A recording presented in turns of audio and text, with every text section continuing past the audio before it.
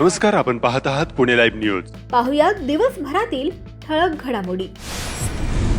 6.5 कोटीपेक्षा अधिक रकमेचा अपहार प्रकरणी खेड तालुक्यातील वाकीबुद्रुक येथील बड्या पतसंस्थेच्या संचालक मंडळावर चाकण उत्तर पोलीस ठाण्यात गुन्हा दाखल करण्यात आला आहे. गुन्हे दाखल झालेल्यांमध्ये संबंधित संस्थेचे तत्कालीन अध्यक्ष, सर्व संचालक, खेड बाजार समितीच्या माजी उपसभापतींसह ग्रामपंचायतीचे आजी-माजी पदाधिकारी असलेल्या तब्बल 36 जणांचा समावेश आहे. या प्रकरणी सहकारी संस्था व नागरी बँका विभागाच्या प्रथम विशेष लेखापरीक्षक अधिकाऱ्यांनी तक्रार दिली असून या घटनेने खेड तालुक्यात एकच खळबळ उडाली आहे. खेड तालुक्यातील वाकीबुद्रुक, तालुका खेड येथील भैरवनाथ ग्रामीण बिगर शेती सहकारी पतसंस्थेत 6,53,92,042 रुपयांचा अपहार झाल्याची बाब सरकारी लेखापरीक्षक अधिकारी सुनील मथुरा काळे वय वर्ष 55 यांनी चाकण उत्तर पोलिसांत दिलेल्या फिर्यादीनंतर समोर आली आहे. या प्रकरणी रामदास हिरामण कड, तुकाराम पिराजी टोपे, किसन सोपान गारगोटे, बाळासाहेब पंडित गारगोटे, रवींद्र नामदेव गारगोटे, अनिल गोविंद टोपे, शिवाजी बाबूराव चरे, काळूराम पांडुरंग टोपे, राजाराम किसन टोपे, सुरेश रंगनाथ लोखंडे, दत्तात्रय वाल्मिक गोरे, शांताराम बापू जगताप, विमल बबन गारगोटे, रामदास ज्ञानेश्वर जाधव, गोरख भागुजी टोपे, सुरेखा लक्ष्मणराव टोपे, मारुती ज्ञानोबा गारगोटे, राहुल रामदास टोपे, दत्तात्रय संतू टोपे, अंकुश रामदास जरे, निलेश हनुमंत टोपे, सुरेश शिवाजी टोपे, संतोष दत्तात्रय टिपरे, सुरेखा लहू गारगोटे, सुरेखा संजय टोपे, काळूराम लक्ष्मण गारगोटे, शिवाजी दगडू टोपे, सूरज लक्ष्मण टोपे, सुरेखा लक्ष्मण टोपे, सारिका रोहिदास गारगोटे, रोहिदास तुकाराम गारगोटे, सुरेखा सुरेश लोखंडे, अनिता काळूराम गारगोटे, विशाल दत्तात्रय पवळे, रामदास संतू टोपे, सर्वजण राहणार वाकीबुद्रुक, तालुका खेड, जिल्हा पुणे अशी गुन्हा दाखल झालेल्या 36 जणांची नावे आहेत.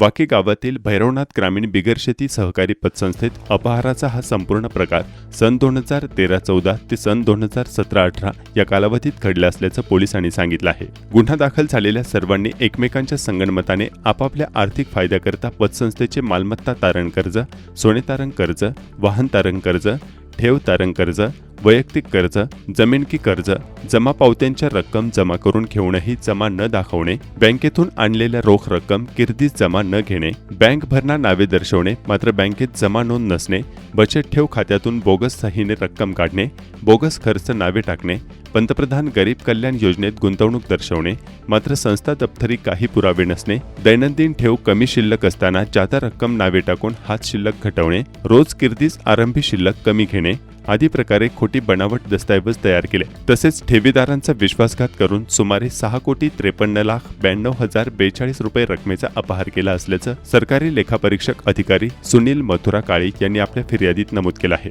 या प्रकरणी तब्बल 36 जणांवर चाकण उत्तर पोलीस ठाण्यात गुन्हा दाखल करण्यात आला असून पुढील तपास सुरू आहे. चाकण परिसरात वेगवेगळ्या गुन्ह्यात दाक्षिणात्य चित्रपट स्टाईलने कोयते वापरण्याचा प्रयत्न होत आहे.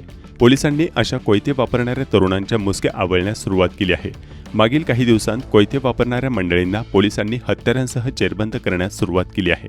गुरुवारी 16 एप्रिल 2026 रोजी रात्री चाकण गावाच्या हद्दीत संग्रामदुर्ग किल्ल्यातील मोकळ्या जागेत प्रतीक उमेश बोचरे वय वर्ष 21 राहणार मेदनकरवाडी याला लोखंडी कोयता बाळगलेल्या स्थितीत रंगेहात पकडण्यात आले. या प्रकरणी चाकण उत्तर पोलीस ठाण्यात त्याच्यावर गुन्हा दाखल करण्यात आला आहे.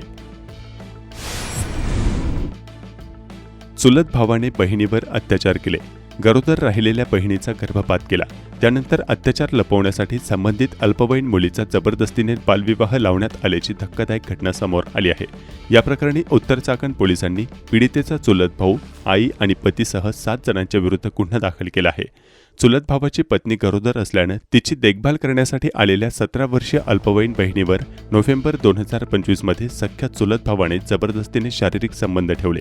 तसेच तिला जीवे मारण्याची धमकी दिली व गुप्तांगांचे आणि संपूर्ण शरीराचे फोटो काढून ते व्हायरल करण्याची धमकी देत वेळोवेळी अत्याचार केले. त्यानंतर पीडित अल्पवयीन मुलगी ही गरोदर राहिली. याबाबत तिने चुलत भावास आपण गरोदर असल्याबाबत सांगितले. चुलत भावाने माझे नाव कोणाला सांगू नको असे सांगत धमकी दिली व संबंधित मुलीला औषध देऊन तिचा गर्भपात गृहपात केला। त्यानंतर नराधम चुलत भावाने या पीडित अल्पवयीन मुलीचे आपल्या सासरकडील एका मुलाशी 27 जानेवारी 2026 रोजी चाकण परिसरातील कृष्णलीला रेस्टॉरंट या ठिकाणी लग्न लावून दिले। अल्पवयीन विवाहितेच्या इच्छेविरुद्ध तिच्या पतीने तिच्यासोबत शारीरिक संबंध ठेवले। अल्पवयीन पत्नीने नकार दिल्यानंतर तिला मारहाण केली। अखेर पीडित अल्पवयीन मुलीच्या तक्रारीवरून अत्याचार करणारा तिचा चुलत भाऊ, त्यानंतर मुलगी अल्पवयीन असतानाही लग्न करणारा पती तसेच पीडित मुलीची आई अशा एकूण 7 जणांवर चाकण उत्तर पोलीस ठाण्यात पोस्को आणि बालविवाह प्रतिबंधक कायद्यानुसार गुन्हा नोंदवला आहे। या प्रकरणाचा अधिक तपास चाकण उत्तर पोलीस करत आहेत। पिंपरी चिंचवड पोलीस आयुक्तालयातील अनैतिक मानवी वाहतूक प्रतिबंधक कक्षाने हद्दीतील अनेक लॉजवर लक्ष केंद्रित केले असून कारवायांचा सपाटा सुरू केला आहे। देहू आळंदी रस्त्यावरील आदित्य लॉजवर छापा टाकून एका मोठ्या देहविक्री व्यवसायाचा पर्दाफाश केला आहे। या कारवाईत 9 पीडित महिलांची सुटका करण्यात आली असून त्यात एका बांगलादेशी तरुणीचा समावेश आहे। देहू आळंदी रोडवरील आदित्य लॉजवर ही धाड टाकण्यात आली। या ठिकाणी लॉजच्या नावाखाली वेश्या व्यवसाय चालवला जात असल्याचं तपासात निष्पन्न झालं। सुटका करण्यात आलेल्या 9 महिलांपैकी एका तरुणीला आरोपींनी बांगलादेशातून तस्करी करून आणले होते। तिला पुन्हा मायदेशी पाठवण्याची प्रक्रिया पोलिसांनी सुरू केली आहे। या प्रकरणी पोलिसांनी लॉज मॅनेजर अशोक बाबूराव बाबर आणि कामगार अकिबुल खालेक मुल्ला या दोघांना अटक केली आहे। तसेच लॉज चालक सुदर्शन पवार, जागा मालक नाना बोराटे आणि साहिल उर्फ शाहीन मंडल यांच्या विरुद्ध गुन्हा दाखल करण्यात आला आहे।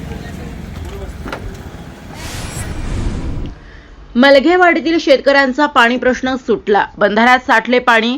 मलघेवाडी तालुका खेड या परिसरात भीमा नदीवर कोल्हापूर पद्धतीचा छोट्या बंधाऱ्याचे काम नुकतेच पूर्ण झाले।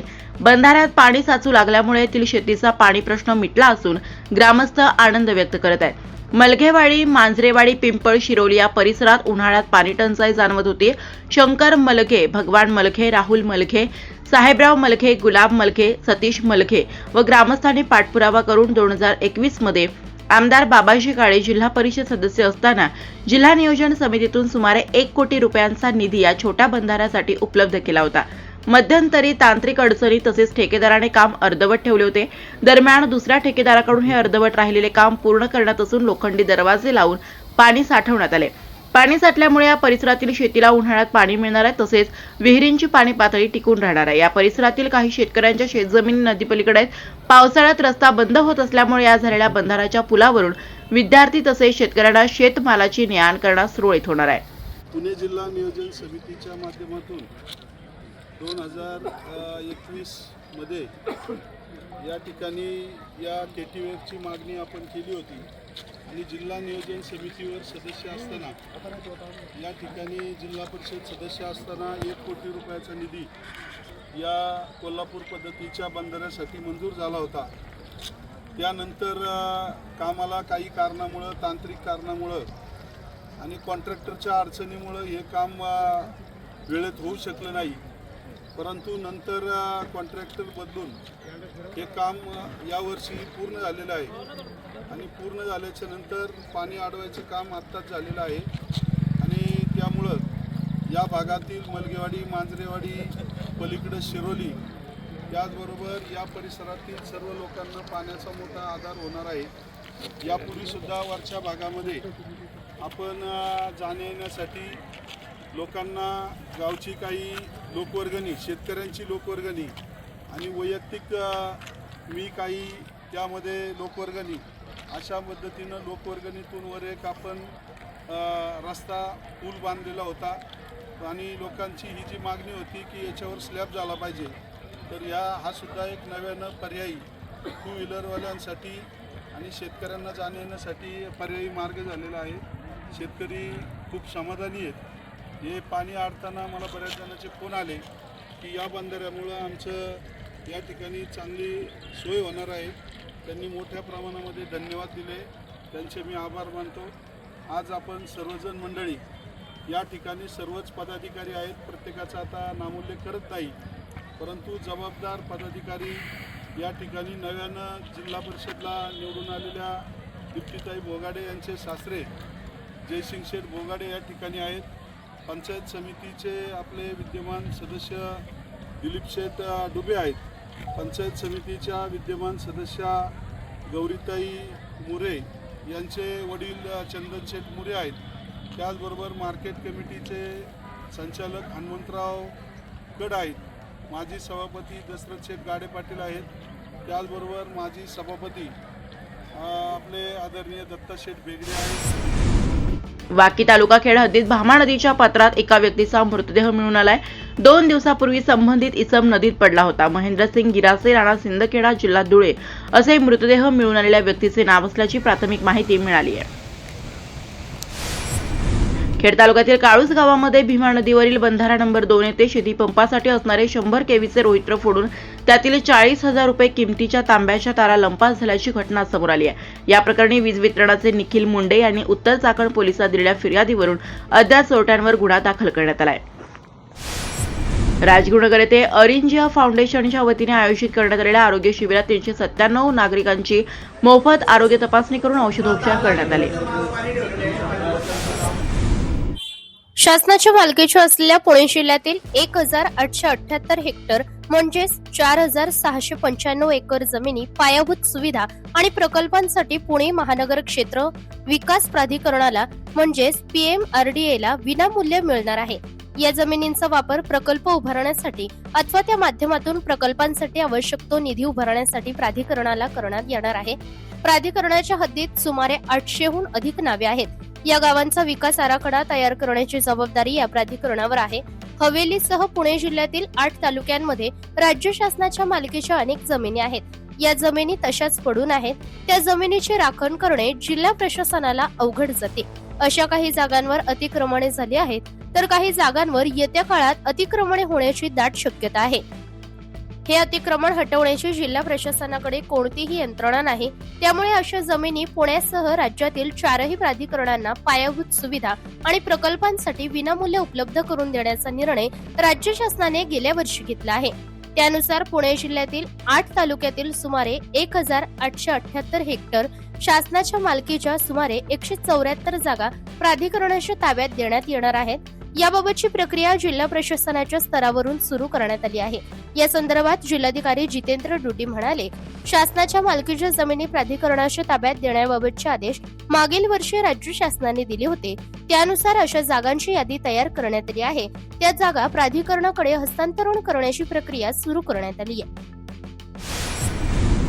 उत्तर पुणे जिल्ह्यातील अग्रगण्य असणाऱ्या राजगुरुनगर सहकारी बँकेचा एकूण व्यवसाय उलाढाल 3,238 कोटी 70 लाखावर पोहोचले असून या आर्थिक वर्षात निव्वळ नफा 25 कोटी 11 लाखांचा झाल्याची माहिती बँकेचे अध्यक्ष सागर पाटोळे, उपाध्यक्ष रामदास धनवटे यांनी पत्रकार परिषदेत दिली. यावेळी संचालक किरण आहेर, विजया शिंदे, राजेंद्र सांडबोर, गणेश तिगडे, दिनेश ओसवाल, राजेंद्र वाळुंज, अविनाश कहाणे, विनायक घुमटकर, विजय डोळस, समीर आहेर, सचिन मांजरे, महेश शेवकरी, बँकेचे मुख्य कार्यकारी अधिकारी शांताराम वागचौरे, सरव्यवस्थापक अमृत टाकळकर आदी उपस्थित होते. कुरुळीकरांना लवकरच पाणी टंचाईतून मिळणार मोठा दिलासा. चाकण औद्योगिक वसाहतीतील कुरुळी गावच्या हद्दीत असणाऱ्या सॅनी हेवी इंडस्ट्रीज कारखान्याच्या सामाजिक उत्तरदायित्व निधीमधून 2 कोटी रुपयाच्या कामाचा शुभारंभ करण्यात आला. कुरुळी तालुका खेडीतील पाझर तलावाच्या मध्ये असलेल्या विहिरीची मुबलक पाणी पातळी राहण्यास मदत होणार आहे. कुरुळी गावाच्या पाझर तलावातील गाळ काढला जाणार आहे. तलावाला संरक्षक भिंत बांधली जाणार आहे. जर तलावाचे खोलीकरण आणि पाणीसाठ्याचे प्रमाण वाढणार असल्याचं गावातील प्रमुखांनी सांगितलं आहे. मंथन परीक्षेत रोहकल शाळेचे यश. मंथन राज्यस्तरीय सामान्य ज्ञान परीक्षेत मॉडेल स्कूल जिल्हा परिषद शाळा रोहकलच्या विद्यार्थ्यांनी घवघवीत यश संपादन केले. इयत्ता 5वी मध्ये अवनीश बिराजदार यांनी 300 पैकी 290 गुण मिळवून राज्यात 5वा क्रमांक पटकावून यश मिळवले. तसेच इयत्ता 5वी मध्ये स्वरा संदीप काचोडे हिने 300 पैकी 284 गुण मिळवून राज्यात 8वा आणि जिल्ह्यात 3रा क्रमांक मिळवला. कुरुळी तालुका खेडतील प्रगतशील शेतकरी व सोसायटीचे माजी चेअरमन कैलासवासी रामदास उर्फ बाळासाहेब निवृत्ती मुरे वय 73 वर्षे यांचे दुःखद निधन झाले. त्यांच्या मागे पत्नी, 2 मुले, 2 मुली, सुना, नातवंडे असा मोठा परिवार आहे. कुरुळी गावचे उद्योजक लक्ष्मण मुरे, अमर मुरे यांचे ते वडील होते, तर खेड बाजार समिती संचालक सागर मुरे यांचे ते चुलते होते. डोक्यावर फुले पगडी, फुले दाम्पत्यांच्या कार्याचा गौरव. डॉक्टर अमोल कोल्हे यांचे संसदेत खणखणीत मराठी भाषण सध्या सोशल माध्यमात वेगाने व्हायरल होत आहे. मुद्दाम डोक्यावर फुले पगडी घालून उभा आहे बोलायला, कारण जेव्हा या देशामध्ये ढोल गंवार शूद्र पशु नारी सब ताडन के अधिकारी हे ब्रह्मवाक्य मानलं जात होतं, त्याचं पालन होत होतं, तेव्हा स्त्री स्वातंत्र्याचा, स्त्री शिक्षणाचा पुरस्कार करणारे पहिले समाज सुधारक कोण होते, तर ते महात्मा ज्योतिराव फुले होते. जेव्हा पूर्ण चेहरा झाकला जाईल असा घुंगट ओढून चूल आणि मूल यापर्यंतच महिलेला राखून ठेवलं जात होतं, तिला बंधनात ठेवलं जात होतं. माणूस म्हणून सुद्धा जगण्याचा अधिकार नाकारला जात होता. तेव्हा ज्यांनी उंबरठा ओलांडला, शेणगारा सोसला, पण स्त्रीला अक्षरांची ओळख करून दिली, तिला तिच्या स्त्रीत्वाची जाणीव करून दिली, त्या क्रांतीज्योती सावित्रीबाई फुले. या फुले दाम्पत्याचं फार मोठं योगदान या संपूर्ण प्रवासात आहे. आणि आज नारी शक्ती वंदन अधिनियमाच्या अंमलबजावणीची चर्चा करत असताना महात्मा ज्योतिराव फुले आणि क्रांतीज्योती सावित्रीबाई फुले यांना अभिवादन करणं आपणा सर्वांचं कर्तव्य आहे. आणि त्याच वेळी त्यांच्या द्विजन्म शताब्दी वर्षातही अजूनही त्यांना भारतरत्न पुरस्कार आपण देऊ शकलो नाही, हे देशाचं दुर्दैव आहे. अध्यक्ष महोदय, महात्मा ज्योतिराव फुले, तथागत भगवान गौतम बुद्ध आणि संत कबीर यांना गुरुस्थानी मानणाऱ्या डॉक्टर बाबासाहेब आंबेडकरांनी जे इंग्लंड अमेरिकेला जमलं नाही ना, ते करून दाखवलं. संविधानाच्या अंमलबजावणीपासून पहिल्या दिवसापासून हा महिलांना मतदानाचा अधिकार दिला. आणि ही नररत्न ज्या महाराष्ट्रात जन्मली त्या महाराष्ट्राचा मी मावळा आहे. या महाराष्ट्रात एक फार मोठा मातृत्वाचा, नेतृत्वाचा आणि कर्तृत्वाचा वसाडी वारसा आहे. जो मातृत्वाचा वसाडी वारसा आहे तो राष्ट्रमाता जिजाऊ माँसाहेबांचा आहे. कर्तृत्वाचा वसाडी वारसा क्रांतीज्योती सावित्रीबाई फुल्यांचा आणि नेतृत्वाचा वसाडी वारसा पुण्यश्लोक अहिल्याबाई होळकरांचा आहे. आणि त्यामुळे या महिला आरक्षण विधेयकाला विरोध असण्याचं काही कारणच उद्भवत नाही. इतकंच नाही अध्यक्ष महोदय, तर देशात पहिल्यांदा स्थानिक स्वराज्य संस्थांमध्ये 33% महिला आरक्षण देणारं राज्य हे महाराष्ट्र होतं. आणि तेव्हाचे मुख्यमंत्री होते आदरणीय शरदचंद्रजी पवार साहेब. देशाला पहिलं महिला धोरण देणारे, संरक्षण दलात महिलांना नोकरीची संधी देणारे, वडिलोपार्जित संपत्तीमध्ये सुद्धा महिलांना वाटा देणारे आदरणीय शरदचंद्रजी पवार साहेब होते. आणि त्यामुळे या महिला आरक्षण विधेयकाला विरोध करण्याचा मुळीच प्रश्न नाही. आणि जर कोणी म्हणत असेल की, कुणाला वाटत असेल की हे करून आपण उपकार करतो, तर त्यांना एवढंच सांगू इच्छितो की उपकार आपण करत नाही आहोत, तर त्या मातेनं आपल्याला जन्म दिला आणि हे जग बघण्याची संधी दिली, हा तिचा आपल्यावर उपकार आहे. पण अध्यक्ष महोदय, एक अंतर्मुख होऊन मात्र विचार करावा लागतो की एकीकडे आपण नारी शक्ती वंदन विधेयकाच्या अंमलबजावणीची चर्चा करतो आणि त्याच वेळी आपल्याच देशामध्ये बेटी बचाव बेटी पढाव हे अभियान राबवावं लागतं. त्याच वेळी आपल्या देशामध्ये महिलांवर होणाऱ्या अत्याचारांची संख्या दिवसेंदिवस वाढत जाते. लाखो महिला या बेपत्ता होण्याच्या तक्रारी नोंदल्या जातात, त्याच्यावर कुठलीही ऍक्शन घेतली जात नाही. आत्ताच अध्यक्ष महोदय, महाराष्ट्रामध्ये एका भोंदू बाबांचं प्रकरण समोर आलं आणि त्या भोंदू बाबाचं प्रकरण समोर आल्यानंतर त्या लैंगिक अत्याचार प्रकरणातले व्हिडिओज हे समाज माध्यमावर जर व्हायरल झाले, तर मग तपास करणारे अधिकारी आणि पर्यायानं गृहमंत्री म्हणून त्यांची या महिलांचं संरक्षण करण्याची जबाबदारी नव्हती का, हा प्रश्न निर्माण होतो. आणि म्हणूनच अध्यक्ष महोदय, अंमलबजावणी करणाऱ्यांच्या मानसिकतेविषयी जरूर प्रश्नचिन्ह उपस्थित होतं. कारण यत्र नार्यास्तु पूज्यते रमन्ते तत्र देवता असं एकीकडे म्हणणाऱ्या आणि त्याच वेळी स्त्रियांना वेदांचं अध्ययन नाकारणाऱ्या आणि पतीची सेवा हे स्त्रीचं कर्तव्य असं मानणाऱ्या मनुस्मृतीचा उदो करणाऱ्यांच्या हातात जर याची अंमलबजावणी असेल, तर याच्या अंमलबजावणीच्या हेतू शुद्धतेविषयी खरोखर मनात शंका निर्माण होते. कारण अध्यक्ष महोदय, खरं तर जसं मगाशी माझे सहकारी अरविंदजी सावंत यांनी म्हटलं, त्या पद्धतीनं संपूर्ण विरोधी पक्षाचं हेच मत होतं की नारी शक्ती वंदन विधेयक हे 2024लाच लागू करा, द्या आमच्या बहिणींना हक्काचा अधिकार, द्या आमच्या बहिणींना या पार्लमेंटमध्ये आणि विधानसभेमध्ये प्रतिनिधित्व. आणि हे फार सोपं होतं करणं. आणि हे आवर्जून सांगतो कारण उद्या हे सांगितलं जाईल की विरोध केला, पण विरोध या गोष्टीला नाही, अंमलबजावणीच्या पद्धतीला मात्र नेमका विरोध. कारण अध्यक्ष महोदय, नारी शक्ती वंदन विधेयक जे आपण 2023 मध्ये पारित केलं, त्याच वेळी त्यामध्ये फक्त सेन्सस, पॉप्युलेशन सेन्ससचा जर एक मुद्दा बाजूला गेला असता, डिलिमिटेशनचा मुद्दा बाजूला गेला असता, तर 2024 मध्येच हे विधेयक लागू करता आलं असतं आणि आता ही चर्चा करण्याची आवश्यकता भासली नसती. उलट 33% महिला भगिनी या संसदेचा भाग असल्या असत्या. परंतु आता मात्र जे विधेयक आणलंय ते महिला विधेयकाच्या आडून एक वेगळा कावा तर खेळला जात नाही ना, हा प्रश्न उपस्थित होतो. कारण एकीकडे डिलिमिटेशन नंतर 815 सदस्य होणारे हे सदस्य होत असताना उत्तरेकडच्या राज्यांना 40% प्रतिनिधित्व आणि दक्षिणेकडच्या राज्यांना जेमतेम 20% प्रतिनिधित्व मिळालं, तर एक व्यक्ती एक मत एक मूल्य हे जे तत्व आहे, या तत्वाला हरताळ फासली जाणार नाही. दुसरीकडे महत्वाचा मुद्दा हा आहे की समजा शाळेमध्ये एक विद्यार्थी आहे, तो विद्यार्थी चांगला अभ्यास करतो, चांगला अभ्यास करून चांगल्या गुणांनी पास होतो. दुसरा विद्यार्थी म्हणावा तसा अभ्यास करत नाही, त्याला गुण मिळत नाही. आपण बक्षीस कुणाला देणार? चांगल्या गुणांनी पास झालेल्या की अभ्यास न करणाऱ्या विद्यार्थ्याला? दुर्दैवानं ज्या राष्ट्रीय कार्यक्रम ज्या राज्यांनी अत्यंत प्रभावीपणे राबवले, लोकसंख्या नियंत्रणात आणली, त्या राज्यांना मात्र डिलिमिटेशन मध्ये शिक्षा मिळेल का, आणि ज्यांनी राबवली नाही त्यांना मात्र याच्यामध्ये सवलत मिळेल का, असा प्रश्न निर्माण होतो. दुसरा महत्वाचा मुद्दा येतो तो प्रादेशिक असमतोलाचा. दोन महत्वाचे मुद्दे आहेत सर. प्रादेशिक असमतोलाचा मुद्दा आज आपण बघतो संपूर्ण देशामध्ये शहरी भागामध्ये लोकसंख्या फार मोठ्या प्रमाणावर वाढली आहे, आणि डिलिमिटेशनचा निकष हा फक्त लोकसंख्या असेल तर शहरी भागातलं प्रतिनिधित्व फार मोठ्या प्रमाणावर वाढेल, आणि त्याच वेळी ग्रामीण भागाचे मुद्दे, ग्रामीण भागाचे प्रश्न मांडण्यासाठी, माझ्या शेतकऱ्यांचे, माझ्या कष्टकऱ्यांचे प्रश्न मांडण्यासाठी पुरेसं प्रतिनिधित्व मिळेल का, हा पुढचा फार महत्वाचा मुद्दा आहे. त्यानंतर जेव्हा 815 सदस्य होतील अध्यक्ष महोदय, तेव्हा या 815 सदस्यांना आज या सभागृहामध्ये अनेक सदस्य असे आहेत की ज्यांना हा प्रश्न आहे की माझा प्रश्न काळात कधी लागणार. त्यांना अनेकदा हा प्रश्न पडतो की 0 आवर मध्ये मी जी 2 मुद्दे सर 0 आवर मध्ये मी मुद्दा मांडतो, त्याचा मला ट्रेजरी बेंचकडून लिखित उत्तर येत नाही. मला जो खासदार निधी मिळतो तो केवळ 5 कोटी रुपयांचा मिळतो. 24 लाख लोकसंख्या असते, म्हणजे रुमाल दिला आणि कोट शिवायला सांगितला अशी परिस्थिती आहे. माननीय स्पीकर, त्यामुळे या डिलिमिटेशनच्या विषयी जवाब देने के लिए कहा. सर कंक्लूड कर रहा हूं सर. त्यामुळे या डिलिमिटेशन विषयी पारदर्शकता आणि सुस्पष्टता असणं हे अत्यंत आवश्यक आहे, जेणेकरून कुणावरही अन्याय होणार नाही. आणि त्याच वेळी जे माझे मित्रपक्षातले साथीदार आहेत त्यांना फक्त एक सल्ला देऊ इच्छितो की काही लोकांचा इतिहास असा असतो की ज्यांच्या वेळी असं म्हटलं जातं, ऐसा कोई सगा नाही जिसे इन्होंने ठगा नाही. त्यामुळे यावर मतदान करताना याचा आपण जरूर भान ठेवाल अशी अपेक्षा व्यक्त करतो. आणि महिला विधेयकाला मुळीच विरोध नाही, परंतु डिलिमिटेशनच्या बाबतीत पारदर्शकता आणि सुस्पष्टता असायला हवी अशी मागणी करतो. धन्यवाद. जय शिवराय.